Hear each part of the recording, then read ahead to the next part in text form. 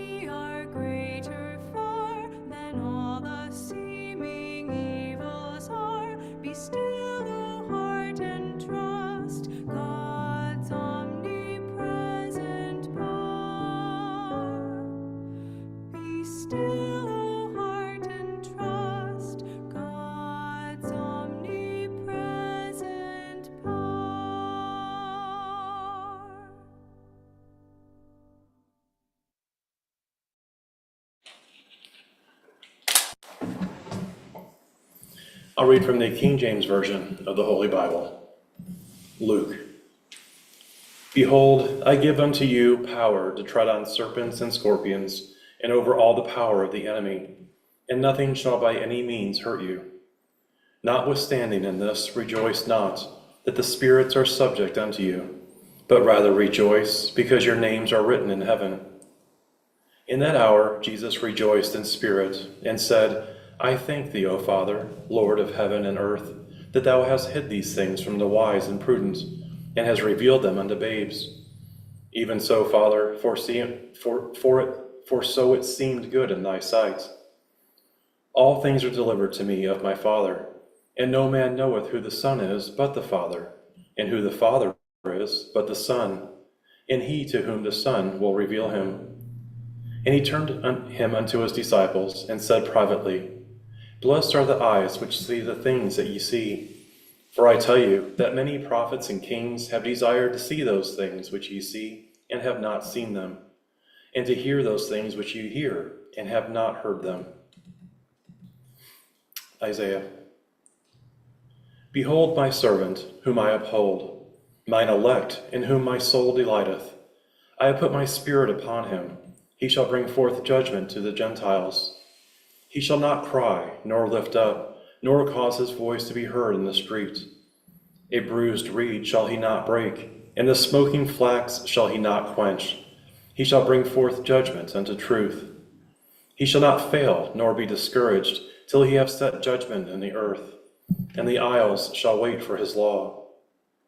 Thus saith God the Lord, he that created the heavens and stretched them out, he that spread forth the earth and that which cometh out of it, he that giveth breath unto the people upon it, and spirit to them that walk therein. I, the Lord, have called thee in righteousness, and will hold thine hand, and will keep thee, and give thee for a covenant of the people, for a light of the Gentiles, to open the blind eyes, to bring out the prisoners from the prison, and them that sit in darkness out of the prison house. I am the Lord, that is my name, and my glory will I not give to another, neither my praise to graven images. Behold, the former things are come to pass, and new things do I declare. Before they spring forth, I tell you of them. Sing unto the Lord a new song, and his praise from the end of the earth, ye that go down to the sea, and all that is therein, the isles and the inhabitants thereof. Let the wilderness and the cities thereof lift up their voice, the villages that Kedar doth inhabit. Let the inhabitants of the rocks sing, let them shout from the top of the mountains. Let them give glory unto the Lord, and declare his praise in the islands.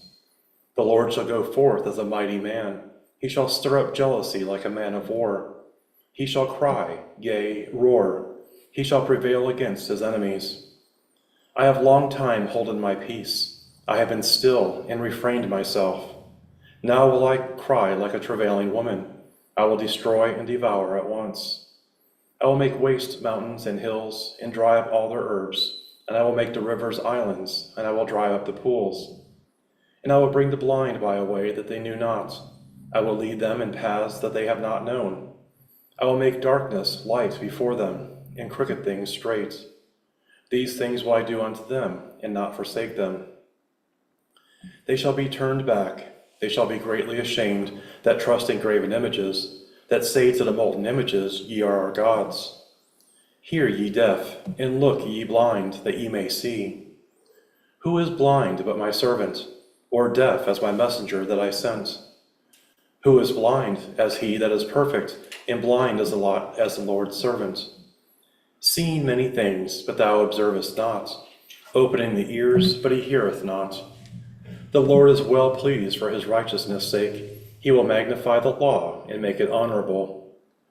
But this is a people robbed and spoiled. They are all of them snared in holes, and they are hid in prison houses. They are for a prey, and none delivereth, for a spoil, and none saith, Restore. Who among you will give ear to this? Who will hearken and hear for the time to come? Psalms. I will hear what God the Lord will speak, for he will speak peace unto his people and to his saints, but let them not turn again to folly. Surely his salvation is nigh them that fear him, that glory may dwell in our land. Mercy and truth are met together. Righteousness and peace have kissed each other. Truth shall spring out of the earth, and righteousness shall look down from heaven. Yea, the Lord shall give that which is good, and our land shall yield her increase. Righteousness shall go before him, and shall set us in the way of his steps. Acts. And it came to pass that after 3 days Paul called the chief of the Jews together. And when they were come together, he said unto them, Men and brethren, though I have committed nothing against the people, or customs of our fathers, yet was I delivered prisoner from Jerusalem into the hands of the Romans, who, when they had examined me, would have let me go, because there was no cause of death in me. But when the Jews spake against it, I was constrained to appeal unto Caesar, not that I had aught to accuse my nation of. For this cause, therefore, have I called for you, to see you, and to speak with you, because that for the hope of Israel I am bound with this chain. And they said unto him, We neither received letters out of Judea concerning thee, neither any of the brethren that came showed or spake any harm of thee. But we desire to hear of thee what thou thinkest. For as concerning this sect, we know that everywhere where it is spoken against. And when they had appointed him a day, there came many to him into his lodging, to whom he expounded and testified the kingdom of God, persuading them that concerning Jesus, both out of the law of Moses and out of the prophets, from morning till evening. And some believed the things which were spoken, and some believed not. And when they agreed not among themselves, they departed, after that Paul had spoken one word. Well spake the Holy Ghost by Isaiah the prophet unto our fathers, saying, Go unto this people, and say, Hearing ye shall hear, and shall not understand, and seeing ye shall see, and not perceive. For the heart of this people is waxed gross, and their ears are dull of hearing, and their eyes have they closed, lest they should see with their eyes, and hear with their ears, and understand with their heart, and should be converted, and I should heal them. Be it known therefore unto you, that the salvation of God is sent unto the Gentiles, and that they will hear it. Mark. And Jesus, when he came out, saw much people, and was moved with compassion toward them, because they were as sheep not having a shepherd. And he began to teach them many things. And when the day was now far spent, his disciples came unto him, and said, This is a desert place, and now the time is far past. Send them away, that they may go into the country round about, and into the villages, and buy themselves bread, for they have nothing to eat. And he answered and said unto them, Give ye them to eat. And they say unto him, Shall we go and buy 200 pennyworth of bread, and give them to eat? He saith unto them, How many loaves have ye? Go and see. And when they knew, they say, 5, and 2 fishes. And he commanded them to make all sit down by companies upon the green grass. And they sat down in ranks, by hundreds and by 50s. And when he had taken the 5 loaves and the 2 fishes, he looked up to heaven, and blessed, and brake the loaves, and gave them to his disciples to set before them. And the 2 fishes divided he among them all. And they did all eat, and were filled. And they took up 12 baskets full of the fragments, and of the fishes.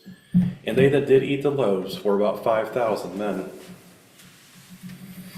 And again, departing from the coast of Tyre and Sidon, he came unto the Sea of Galilee, through the midst of the coast of Decapolis. And they bring unto him one that was deaf, and had an impediment in his speech. And they beseech him to put his hand upon him. And he took him aside from the multitude, and put his fingers into his ears, and he spit, and touched his tongue. And looking up into heaven, he said, and saith unto him, Ephphatha, that is, be opened. And straightway his ears were opened, and the string of his tongue was loosed, and he spake plain. And he charged them that they should tell no man. But the more he charged them, so much the more a great deal they published it. And they were beyond measure astonished, saying, He hath done all things well. He maketh both the deaf to hear, and the dumb to speak. Matthew. The same day went Jesus out of the house, and sat by the seaside. And great multitudes were gathered together unto him, so that he went into a ship, and sat, and the whole multitude stood on the shore. And he spake many things unto them in parables, saying, Behold, a sower went forth to sow. And when he sowed, some seeds fell by the wayside, and the fowls came and devoured them up. Some fell upon stony places, where they had not much earth, and forthwith they sprung up, because they had no deepness of earth. And when the sun was up, they were scorched, and because they had no root, they withered away. And some fell among thorns, and the thorns sprung up, and choked them. But other fell into good ground, and brought forth fruit, some 100-fold, some 60-fold, some 30-fold. Who hath ears to hear, let him hear. And the disciples came and said unto him, Why speakest thou unto them in parables? He answered and said unto them, Because it is given unto you to know the mysteries of the kingdom of heaven, but to them it is not given. For whosoever hath, to him shall be given, and he shall have more abundance. But whosoever hath not, from him shall be taken away even that he hath. Therefore speak I to them in parables, because they see not, in hearing they hear not, neither do they understand. And in them is fulfilled the prophecy of Isaiah, which saith, By hearing you shall hear, and shall not understand, and seeing you shall see, and shall not perceive. For this people's heart is waxed gross, and their ears are dull of hearing, and their eyes they have closed, lest at any time they should see with their eyes, and hear with their ears, and should understand with their heart, and should be converted, and I should heal them. But blessed are your eyes, for they see, and for your ears, for they hear. For verily I say unto you, that many prophets and righteous men have desired to see those things which ye see, and have not seen them, and to hear those things which ye hear, and have not heard them. Hear ye therefore the parable of the sower. When any one heareth the word of the kingdom, and understandeth it not, then cometh the wicked one, and catcheth away that which was sown in his heart. This is he which received seed by the wayside. But he that received the seed into stony places, the same is he that heareth the word, and anon with joy receiveth it. Yet hath he not root in himself, but dureth for a while. For when tribulation or persecution ariseth because of the word, by and by he is offended. He also that receives seed among the thorns is he that heareth the word, and the care of this world, and the deceitfulness of riches, choke the word, and he becometh unfruitful. But he that receives seed into the good ground is he that heareth the word, and understandeth it, which also beareth fruit, and bringeth forth some an hundredfold, some 60, some 30.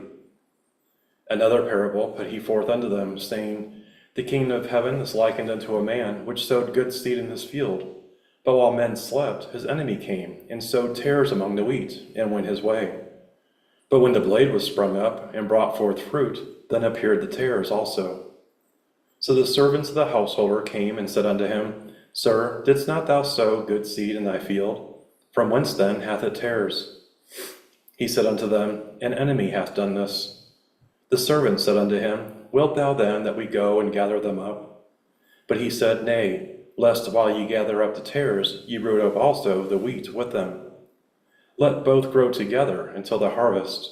And in the time of the harvest I will say to the reapers, Gather ye together first the tares, and bind them in bundles to burn them. But gather the wheat into my barn. Another parable put he forth unto them, saying, The kingdom of heaven is like to a grain of mustard seed, which a man took and sowed in his field, which indeed is the least of all seeds. But when it is grown, it is the greatest among herbs, and becometh a tree, so that the birds of the air come and lodge in the branches thereof. I'll now read correlative passages from our denominational textbook, Science and Health with Key to the Scriptures, by Mary Baker Eddy. Sight, hearing, all the spiritual senses of man are eternal. They cannot be lost. Their reality and immortality are in spirit and understanding, not in matter, hence their permanence. If this were not so, man would be speedily annihilated. If the five corporeal senses were the medium through which to understand God, then palsy, blindness, and deafness would place man in a terrible situation, where he would be like those having no hope and without God in the world. But as a matter of fact, these calamities often drive mortals to seek and to find a higher sense of happiness and existence. There is more Christianity in seeing and hearing spiritually than materially. There is more science in the perpetual exercise of the mind faculties than in their loss. Lost they cannot be while mind remains. The apprehension of this gave sight to the blind and hearing to the deaf centuries ago, and it will repeat the wonder. Jesus mapped out the path for others. He unveiled the Christ, the spiritual idea of divine love. To those buried in the belief of sin and self, living only for pleasure or the gratification of the senses, he said in substance, Having eyes ye see not, and having ears ye hear not, lest ye should understand and be converted, and I might heal you. He taught that the material senses shut out truth and its healing power. The corporeal senses are the only source of evil or error. Christian science shows them to be false, because matter has no sensation, and no organic construction can give it hearing and sight, nor make it the medium of mind. Destruction of the auditory nerve and paralysis of the optic nerve are not necessary to ensure deafness and blindness. For if mortal mind says, I am deaf and blind, it will be so without an injured nerve. Every theory opposed to this fact, as I learned in metaphysics, would presuppose man, who is immortal in spiritual understanding, a mortal in material belief. The authentic history of Caspar Hauser is a useful hint as to frailty and inadequacy of mortal mind. It proves beyond a doubt that education constitutes the so-called mind, and that, in turn, mortal mind manifests itself in the body by the false sense it imparts. Incarcerated in a dungeon where neither sight nor sound could reach him, at the age of 17, Caspar was still a mental infant, crying and chattering with no more intelligence than a babe, and realizing Tennyson's description: an infant crying in the night, an infant crying for the light, and with no language but a cry. His case proves material sense to be but a belief formed by education alone. The light which affords us joy gave him a belief of intense pain. His eyes were inflamed by the light. After the babbling boy had been taught to speak a few words, he asked to be taken down to his dungeon, instead that he should never be happy elsewhere. Outside of dismal darkness and cold silence, he found no peace. Every sound convulsed him with anguish. All that he ate, except his black crust, produced violent retchings. All that gives pleasure to our educated senses gave him pain through those very senses, trained in an opposite direction. If it is true that nerves have sensation, that matter has intelligence, that the material organism causes the eyes to see and the ears to hear, then when the body is dematerialized, these faculties must be lost, for their immortality is not in spirit. Whereas the fact is that only through dematerialization and spiritualization of thought can these faculties be conceived of as immortal. Suppose one accident happens to the eye, another to the ear, and so on, until every corporeal sense is quenched. What is man's remedy? To die that he may regain these senses? Even then he must gain spiritual understanding and spiritual sense in order to possess immortal consciousness. Spirit gives the true mental idea. We cannot interpret spirit, mind, through matter. Matter neither sees, hears, nor feels. Ears, not organs of the so-called corporeal senses, but spiritual understanding. Eyes, spiritual discernment, not material, but mental. Sound is a mental impression made on mortal belief. The ear does not really hear. Divine science reveals sound as communicated through the senses of soul, through spiritual understanding. Mozart experienced more than he expressed. The rapture of his grandest symphonies was never heard. He was a musician beyond what the world knew. This was even more strikingly true of Beethoven, who was so long hopelessly deaf. Mental melodies and strains of sweetest music supersede conscious sound. Music is the rhythm of head and heart. Mortal mind is the harp of many strings, discoursing either discord or harmony, according as the hand which sweeps over it is human or divine. Before human knowledge dipped to its depths in a false sense of things, into belief in material origins, which discard the one mind and true source of being, it is possible that the impressions from truth were as distinct as sound, and that they came as sound to the primitive prophets. If the medium of hearing is wholly spiritual, it is normal and indestructible. Knowing that soul and its attributes were forever manifested through man, the Master healed the sick, gave sight to the blind, hearing to the deaf, feet to the lame, thus bringing to light the scientific action of the divine mind on human minds and bodies, and giving a better understanding of soul and salvation. The night of materiality is far spent, and with the dawn, truth will awaken men spiritually to hear and to speak the new tongue. Truth casts out all evils and materialistic methods with the actual spiritual law, the law which gives sight to the blind, hearing to the deaf, voice to the dumb, feet to the lame. If Christian Science dishonors human belief, it honors spiritual understanding, and the one mind only is entitled to honor. We are Christian Scientists only as we quit our reliance upon that which is false and grasp the true. We are not Christian scientists until we leave all for Christ. Human opinions are not spiritual. They come from the hearing of the ear, from corporeality instead of from principle, and from the mortal instead of from the immortal. Spirit is not separate from God. Spirit is God. Ear hath not heard, nor hath lip spoken the pure language of spirit. Christian science awakens the sinner, reclaims the infidel, and raises from the couch of pain the helpless invalid. It speaks to the dumb the words of truth, and they answer with rejoicing. Science declares that mind, not matter, sees, hears, feels, and speaks. Whatever contradicts this statement is the false sense, whichever betrays mortals into sickness, sin, and death. If the unimportant and evil appear, only soon to disappear because of their uselessness, of their iniquity, then these ephemeral views of error ought to be obliterated by truth. Why malign Christian science for instructing mortals how to make sin, disease, and death appear more and more unreal? No faculty of mind is lost. In science, all being is eternal, spiritual, perfect, harmonious in every action.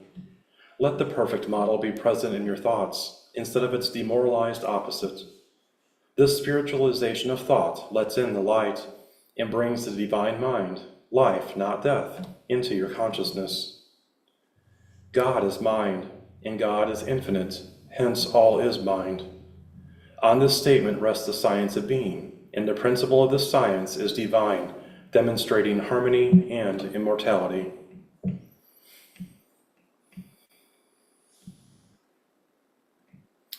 Let's have a few moments of silent prayer, followed by the audible repetition of the Lord's Prayer.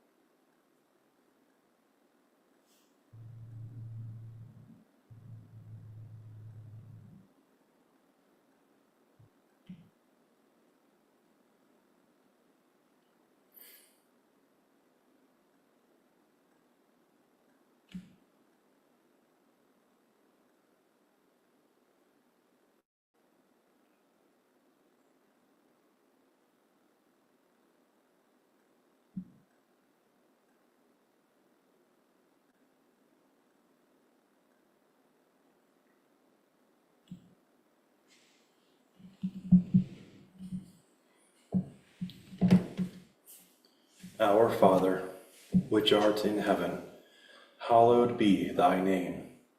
Thy kingdom come, thy will be done in earth as it is in heaven.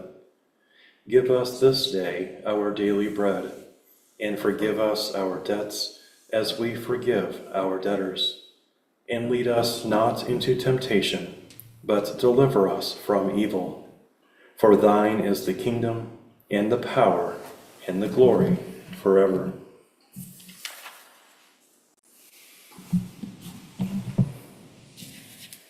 Our next hymn this evening is hymn number 293.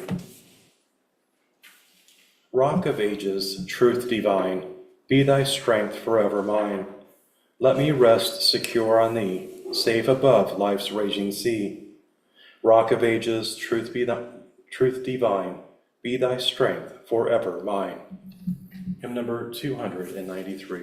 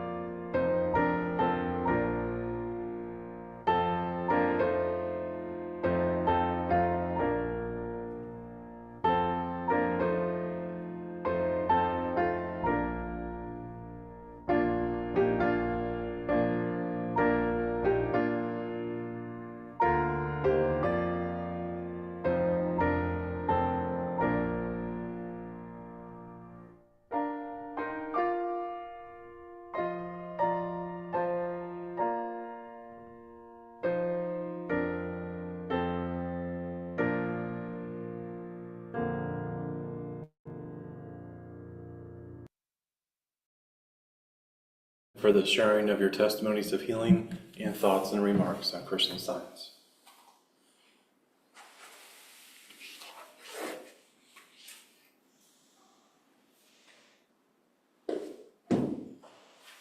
Sorry I missed last Sunday. I'm going to be missing this Sunday again, too. I've got to go to Grand Rapids. I'm going to drive up there on Sunday and drive back on Monday. So I know that the fishes will be here Sunday, so at least that'll be better. Okay, guys, have a nice week. You too. Bye. Safe road. Sure.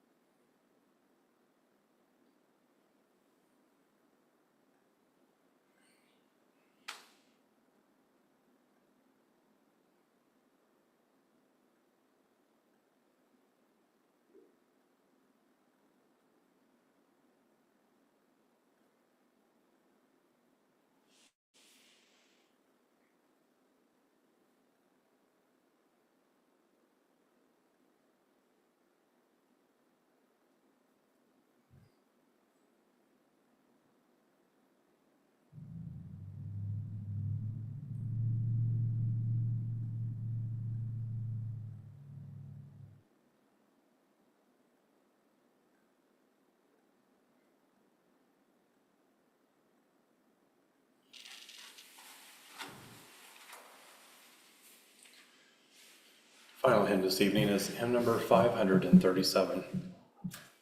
O Church of God, built on a firm foundation, standing secure amid the storms of life, where all may come to learn of true salvation and find release from discord, pain, and strife.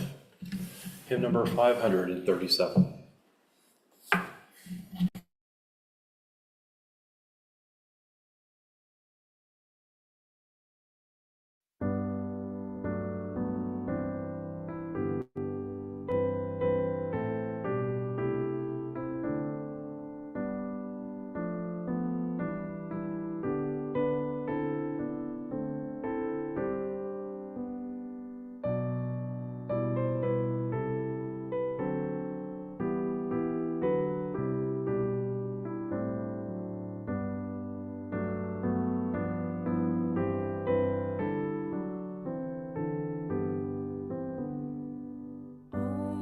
Church of God.